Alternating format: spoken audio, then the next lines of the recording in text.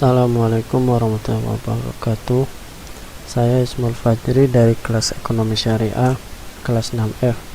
Saya ingin mempresentasikan tugas makalah kami yang berjudul Organisasi Internasional, dengan beranggotaan yang pertama ada Kamiluddin, yang kedua Ismail Fajri, yang ketiga Khalifatun Nisa, yang keempat Fajrin Ayu Kirana. Ya, langsung saja untuk pengertian organisasi internasional. Organisasi internasional adalah pengaturan bentuk kerjasama internasional yang melembaga antara negara-negara, umumnya berlandaskan suatu persetujuan dasar untuk melaksanakan fungsi-fungsi yang memberikan manfaat timbal balik yang dilaksanakan melalui pertemuan-pertemuan serta kegiatan-kegiatan staf secara berkala. Organisasi ini berfungsi sebagai wadah negara-negara dalam menyalurkan aspirasi, kepentingan, dan pengaruh mereka. Terdapat banyak organisasi yang tumbuh dan berkembang di dunia melalui dari organisasi antar keluarga, antar daerah, antar provinsi, sampai lingkup yang lebih luas, yaitu antar negara yang berada dalam satu kawasan. Ada beberapa definisi yang diutarakan menurut ilmuwan. Ada 3 definisi, yaitu yang pertama dari Strike dalam bukunya An Introduction to International Law. Strike membandingkan fungsi, hak, dan kewajiban serta wewenang berbagai organ lembaga internasional dengan negara yang modern. Menurut Daniel S. Keffer dan Haji Haviland Jr.,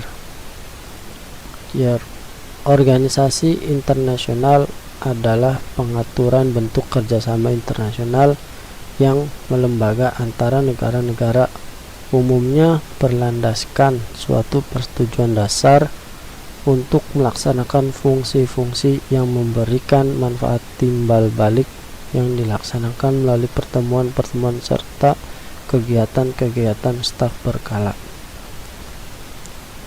Menurut Bormauna, organisasi internasional adalah suatu penghimpunan negara-negara yang merdeka dan berdaulat yang bertujuan untuk mencapai kepentingan bersama melalui organisasi atau organ-organ dari penghimpunan itu sendiri. Yang C, ciri-ciri organisasi. Ciri-ciri organisasi yaitu yang pertama, organisasi yang tetap untuk melaksanakan fungsi yang berkelanjutan. Yang kedua, keanggotaan yang bersifat sukarela dari peserta yang memenuhi syarat. Yang ketiga, instrumen dasar yang menyatakan tujuan, struktur, dan metode operasional. Yang keempat, badan pertemuan perwakilan konsultatif yang luas. Yang kelima, sekretariat tetap untuk melanjutkan fungsi administrasi, penelitian, dan informasi secara berkelanjutan. Oke, di sini saya akan melanjutkan makalahnya.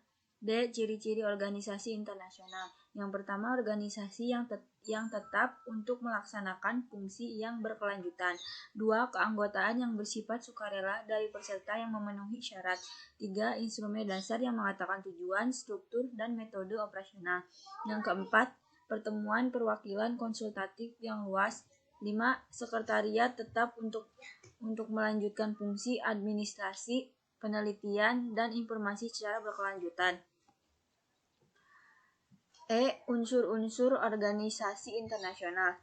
Yang pertama, keterlibatan negara dalam suatu pola kerjasama. Yang kedua, adanya pertemuan secara berkala. Yang ketiga, adanya staf yang bekerja berbagai pegawai sipil internasional. Yang kelima, mencapai tujuan-tujuan yang disepakati bersama. Yang keenam, struktur organisasi yang jelas dan lengkap. Yang ketujuh, melaksanakan fungsi secara berkesinambungan.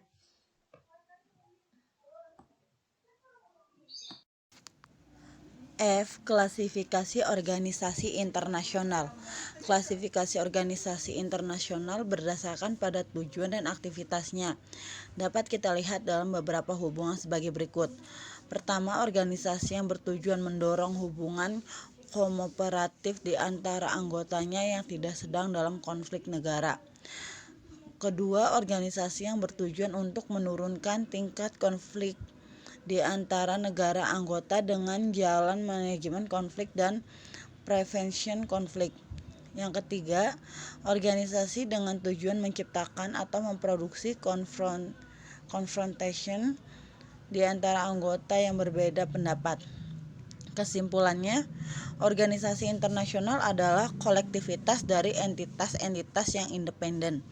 Kerjasama terorganisasi organized dalam bentuk lebih konkret. Organisasi internasional merupakan produk dari perjanjian-perjanjian multilateral. Organisasi internasional memiliki unsur-unsur keterlibatan negara dalam suatu pola kerjasama. Adanya pertemuan-pertemuan secara berkala, adanya staf yang bekerja sebagai pegawai sipil internasional, kerjasama yang ruang lingkupnya melintas batas negara, mencapai tujuan-tujuan yang disepakati bersama dan struktur organisasi yang jelas dan lengkap serta melaksanakan. Sekian presentasi dari kelompok kami, kurang lebihnya mohon maaf. Assalamualaikum warahmatullahi wabarakatuh.